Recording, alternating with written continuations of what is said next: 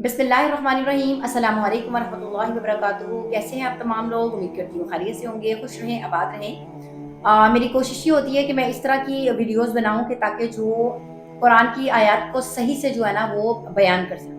आज हम ऐसी आयत को डिस्कस करेंगे कि जिस पे मियाँ बीवी का जो रिश्ता है ना, अज़वाजी रिश्ता, वो खड़ा हुआ है जिस आयत पे। तो हमने इस आयत को देखा ही नहीं।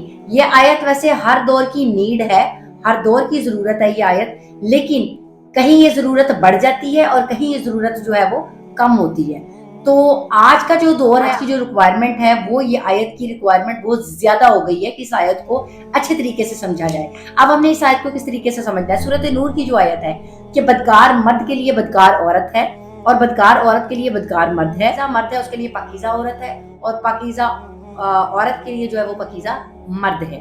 मर्द के लिए औरत, औरत के लिए मर्द जो है वो सेम होने चाहिए। ये कुरान ने एक लेवल मेंटेन किया हुआ है। हमारा मसला क्या, हमारे बच्चियां जो है वो ज़हनी मरीज क्यों बन जाती हैं और लड़के जो हैं वो डिप्रेशन में क्यों चले जाते हैं? वो इस वजह से चले जाते हैं क्योंकि अम्मियों ने अपनी पसंद की लड़कियां लेके आनी होती हैं। तो जो यानी कि हम लड़की देखने के लिए जाते हैं, अच्छा लड़की बड़ी सलीकामंद है, अच्छी है, खूबसूरत है, पढ़ी लिखी है, सब कुछ देखना चाहती है अच्छे से, तो जो है ना वो बहुत यानी कि हमें अच्छी लगती है और हम वो लड़की ले आते हैं।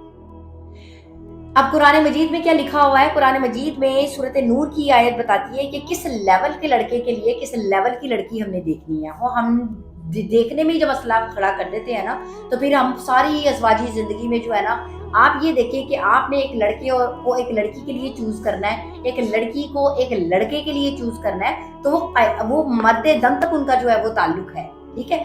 और उन्होंने साथ निभाना है। तो आपके अपने जो ज़ाती जो मशवरे होते हैं और ज़ाती जो अपनी आपकी अक़लें हैं ना, ये अज़वाजी रिश्ता ज़ाती अक़ल की नज़र हो गया।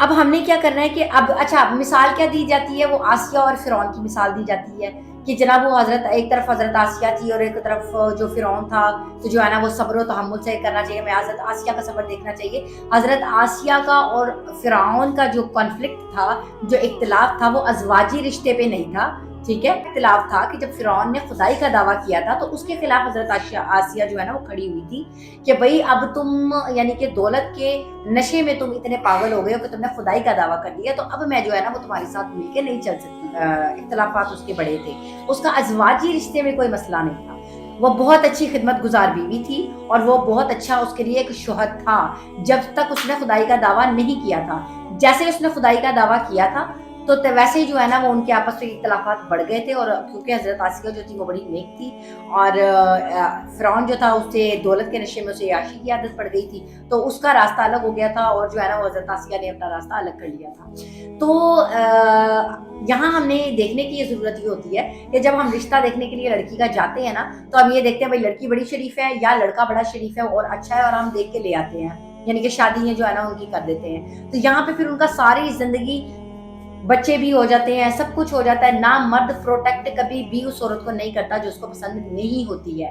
आप जो है वो अपनी शरीफ बच्ची का रिश्ता किसी ऐसे लड़के के साथ कर रहे हैं जिसको गर्लफ्रेंड्स रखने का शौक है, जिसको बाहर अय्याशी करने का शौक है, जिसे रातें बाहर गुजारने का शौक है, और जो है ना वो आपने कहा है कि भाई वो जो है ना वो उसका लड़का ठीक हो जाएगा, या आपने अपना लड़का ठीक करने के लिए किसी की लड़की ले आए, बहन की लड़की ले ली या किसी की कज़न मैरिज तो वैसे भी खत्म होती जा रही है, तो बाहर के भी लड़के देखते हैं तो वो यही चीजें देख रहे होते हैं, जो बहुत गलत चीज है। आपने जब भी देखना है वो ये देखना है, यहाँ पे माँ बाप की जिम्मेदारी बनती है। माँ को पता हो कि उसकी बेटी का क्या लेवल है, मेंटल लेवल, वो किस लेवल की लड़की है, उसके उसी लेवल का उसके लिए लड़का देखे। और लड़के के बाप को ये पता होना चाहिए कि मेरे बेटे का जो है ना वो मेंटल लेवल क्या है, उसको मेंटल और सेक्सुअल लेवल उसको पता होना चाहिए। माँ बाप को दोनों का, बेटी का माँ को पता होना चाहिए, बेटे का बाप को पता होना चाहिए। ये जो है ना आयत, ये इस बैलेंस को मेंटेन करती है ये आयत कि आपने जो है बदकार मर्द के लिए बदकार औरत को पसंद करना है और शरीफ जो है ना वो मर्द के लिए शरीफ औरत को पसंद करना है, ठीक है? यानी कि पाकीज़ा मर्द के लिए पाकीज़ा औरत आएगी। तो इस आयत को इस तरीके से जो है ना वो अगर हम देखेंगे तो फिर तो पूरी दुनिया का ये जो अज़वाजी रिश्ता है वो मेंटेन हो जाएगा और यहाँ पे सुकून पैदा हो जाएगा। वहाँ पे भी बाहर भी बाहर के मुल्क में भी जो रिश्तेदारियां की जाती है ना, वो भी यही देख के की जाती है, भाई लड़की बड़ी अच्छी है, वो अच्छे तरीके से कर लेती है, लड़की खूबसूरत है, पढ़ी लिखी है, लड़का भी खूबसूरत है, पढ़ा लिखा है, सब कुछ है। मेंटल और सेक्सुअल लेवल उनका अगर मिलता नहीं है तो आप यकीन करें کہ جو ہے نا وہ نہیں, یعنی کہ وہ آپس میں نہیں رہ سکتے ہیں، وہ خوش نہیں رہ سکتے ہیں، ٹھیک ہے.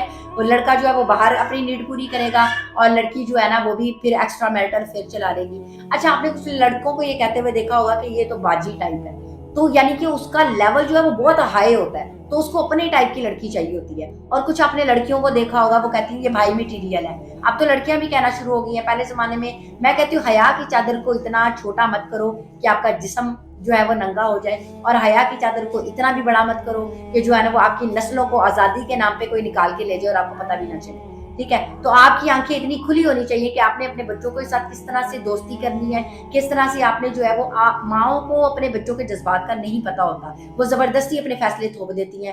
باپوں کو بھی نہیں پتا ہوتا، وہ بھی زبردستی اپنے فیصلے تھوپ دیتے ہیں، جس کی وجہ سے جو ہے نا ازواجی رشتہ ڈسٹرب ہو کے رہ گیا.